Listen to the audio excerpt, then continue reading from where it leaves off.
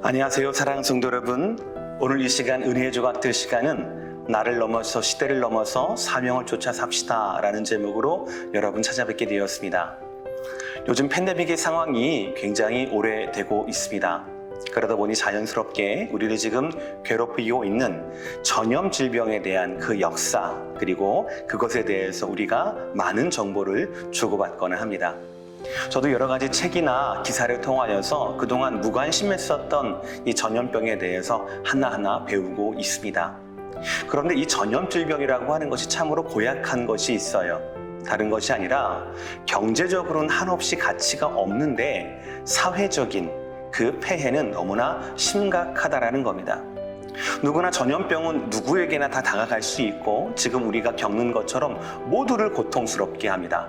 그러나 미리 예견이 되는 그런 병이 아니기 때문에 약을 만든다 하더라도 그 약을 만든 사람이, 개발한 사람이, 그 질병을 연구한 사람이 경제적인 이득을 찾는 것은 굉장히 어렵다라고 이야기를 해요.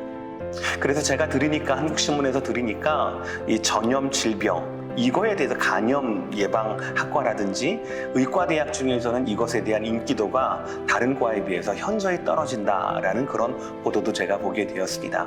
아마도 공부하는 것은 굉장히 많고 예측 불가능한 모든 것들을 감안을 해야 되는데 그 경제적인 보상은 굉장히 적기 때문이 아닌가 싶습니다. 근 100년 이내에 우리 인류를 가장 많이 괴롭혀왔던 전염병은 바로 1918년 발병했던 스페인 독감이었습니다. 1차 세계대전 발발과 더불어서 전 세계적으로 흩어졌던 이 스페인 독감은 적게는 2,500만 명, 그리고 많게는 1억 명, 그 당시 인구 중에서 1억 명가량을 죽음으로 내몰았던 아주 무서운 병이었다라고 합니다. 100년 전 이야기였으니까 굉장히 동떨어졌던 조선 땅에도 이 스페인 독감이 전해져서 1918년 매일신보에 의하면 그때 당시 스페인 독감에 걸렸던 조선 사람들이 742만 명이었고 그 중에 13만 9천 명이 사망했다라는 기록이 남아있을 정도입니다. 그런데 이 바이러스의 정체를 규명하기까지는 근 100년이 걸렸다라고 합니다. 왜냐하면 이 바이러스라고 하는 지금은 눈에도 보이지 않는 굉장히 작은 이 세균, 이것을 발견하고 그리고 이것을 연구할 수 있는 전자현미경의 개발이 너무나 그 후대에 늦게까지 되었기 때문에 그렇다라는 거예요. 오늘 저는 여러분과 더불어서 이 스페인 독감을 규명하기에 한평생을 헌신했던 한 사람에 대해서, 그분의 삶에 대해서 이야기를 나누고자 합니다. 그분은 닥터 존 홀튼이라고 하는 스웨덴 출신의 미국 병리학자였습니다. 그는 1952년 27살이었는데 대학원생 때 이 스페인 독감에 대해서 관심을 가졌다라고 해요. 저는 그것이 참 이상했습니다. 왜냐하면 1차 세계대전, 그러니까 스페인 독감이 유행을 끝나고 난 다음에 그 30년이 지나고 난 다음에 이 젊은 대학원생이었던 이분의 마음을 왜 30년이 지난 스페인 독감에 이분의 마음이 꽂히게 되었는지 잘 모르겠습니다. 그런데 사실은 바로 그 지점이 제가 여러분들과 나누고 싶은 지점이기도 합니다. 아무튼 1951년에 당시의 기술로는 이 스페인 독감의 원인을 규명할 수 있는 기술이 나오지 않았다라고 얘기합니다. 그래서 어쩔 수 없이 할 수 있는 최선을 다해서 이분은 시베리아 땅까지 찾아가서 당시 30년 전에 스페인 독감으로 인해서 매립되었던, 매장되었던 그 사람의 시체를 꺼내다가 거기에서 폐 조직을 떼어나고 그렇게 해서 자신이 할 수 있는 연구를 진행해 왔다라고 합니다. 그러나 안타깝게도 전자현미경 등 바이러스를 규명할 만한 그런 기술이 없었기 때문에 그 당시에 대학원생 때에는 그의 연구가 별다른 빛을 바라보지 못했습니다. 그렇게 세월이 지났습니다. 이 홀튼 박사도 늙어갔습니다. 그렇게 그가 73살이 되던 해 1997년 한 잡지와 논문을 보게 됩니다. 그 논문에서 어떤 일이 있었냐면 전자현미경을 통하여서 폐 조직에서 떼어넣어서 그 바이러스를 규명한 연구 방법론에 대한 논문을 읽게 되었습니다.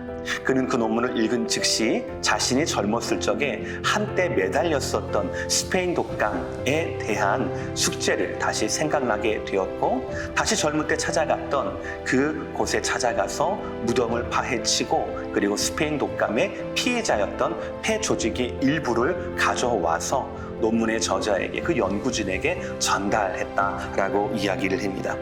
그래서 결국 이렇게 해서 스페인 독감의 원인을 규명하는 연구가 근 50년 만에 재개가 되었고, 그래서 결국 2007년에 거의 발병한 지 100년이 지난 후에 스페인 독감이 규명이 되었다라고 해요. 그래서 그 정체가 인간에게 적응된 조류 독감, 그것이 바로 100년 전 인류를 괴롭혔던 스페인 독감의 정체였다라고 이야기를 합니다. 저는 사실 존 홀튼이라고 하는 분의 어떤 인격이라든지 그분의 신앙 유무라든지 이런 것은 잘 알지 못합니다.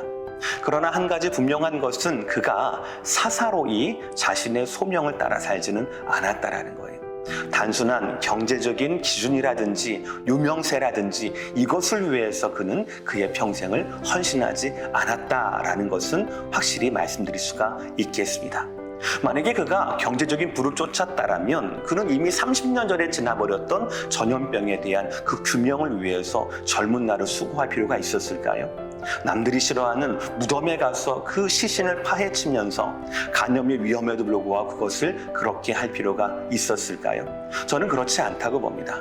아마도 전염병에 대한 무서움, 부모들에게 전해 듣게 되었던 전염병에 대한 무서움, 원인을 알 수 없는 병으로 더 이상 사람을 죽게 하지 않겠다라고 하는 의사로서의 윤리의식과 그리고 그 당시 시대를 뛰어넘었었던 연구에 그의 생애를 보내야겠다는 그 소명의식이 바로 존 홀튼이라는 분을 50년 상간으로 해서 결국에는 스페인 독감을 규명하려는데 일조하게 하지 않았나라고 그렇게 생각을 합니다.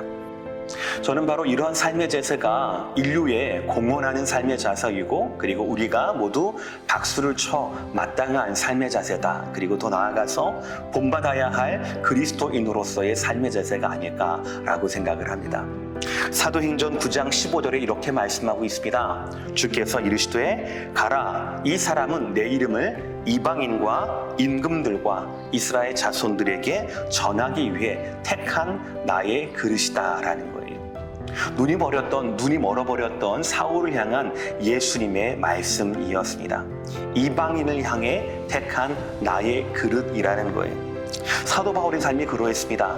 존 홀튼 박사라는 분이 그의 평생을 걸쳐서 인류애를 증명하는 삶을 살았다라면, 사도 바울은 예수님 만나고 난 다음에 그의 평생을 걸쳐서 이방인을 사랑하고 이방인을 하나님의 복음으로 인도하는데 그의 삶을 투신하게 되었습니다. 존 홀튼이라는 분이 다시는 사람들이 원인을 모를 병으로 죽어가게 하지 않겠다라고 하는 인류애적인 생각으로 무덤을 파헤치고 전생애를 걸쳐 연구를 했다라면, 바울은 지금까지 베냐민 지파의 명백한 히브리인으로서 그리고 또 분명한 바리새인으로서의 자기를 버리고 하나님의 부르심과 그 사명 가운데 응답한 인생이 아니었나라고 생각을 합니다. 저는 이번 팬데믹 상황을 지내오면서 그리고 존 홀튼이라는 분의 그 생애를 보면서 새로운 꿈을 꾸게 되었습니다. 제가 양육하고 있는 저희 아이들뿐만 아니라 제가 지금 말씀드리고 있는 부분이 우리 비전스쿨 빌딩인데요. 우리 비전스쿨에서 교육받고 있는, 양육받고 있는 우리 아이들을 포함한 새로운 꿈 말입니다. 자기 자신을 위해서 살아가는 것이 아니라 인류애를 위해서 역사에 공헌할 줄 아는 정말 시대의 일꾼으로 우리의 자녀들을 키웠으면 좋겠다라는 생각을 하게 됩니다. 어려움의 시대에 꼭 필요한 사람으로 우리 자녀들을 길러냈으면 좋겠다라는 소원을 가지게 되었습니다. 구체적으로는 이렇습니다. 만약에 아이가 공학을 좋아한다면 바이러스라는 것을 규명할 수 있는 전자현미경을 만들어내는 그런 공학 기술자가 되면 어떨까라는 생각이었어요. 또 아이가 의학에 관심이 있고 사람들을 돌보는 것에 관심이 있다면 오늘 닥터 존 홀튼 이분처럼 많은 사람들을 위하여서 질병으로부터 사람들을 구원하는 그런 병리학자나 연구자, 또 의사, 간호사가 되는 것이 참 좋겠다라는 생각을 해보았습니다. 우리 자녀들이 서로를 위해서, 사익을 위해서 사는 것이 아니라 공공 서비스를 위하여서 다른 사람을 섬기는 그런 잡을 가지는 것 참 좋게 보입니다. 예를 들어서 친절한 공무원이 되고요, 바른 정치가가 되고요, 사려 깊은 교사가 되고요, 경찰이 되고 군인이 되고 사회복지사가 되어서 곳곳에, 필요한 곳곳에 나아가서 나보다는 다른 사람을 섬기는 일에 평생을 헌신하면 얼마나 의미가 있을까라는 생각을 하게 되었습니다. 그래서 나를 넘어서 우리를 위한, 지금 내 시대를 뛰어넘는 사명의 인물, 역사적인 인물 모두를 이롭게 하는, 다른 사람 모두를 이롭게 하는 그런 사람이 되고, 그리고 이를 통하여서 그리스도의 향기를 전할 수 있는 저와 여러분, 그리고 저와 여러분의 자녀와 자손들이 되기를 주의 이름으로 축복합니다. 감사합니다. 다음 시간에 뵙겠습니다.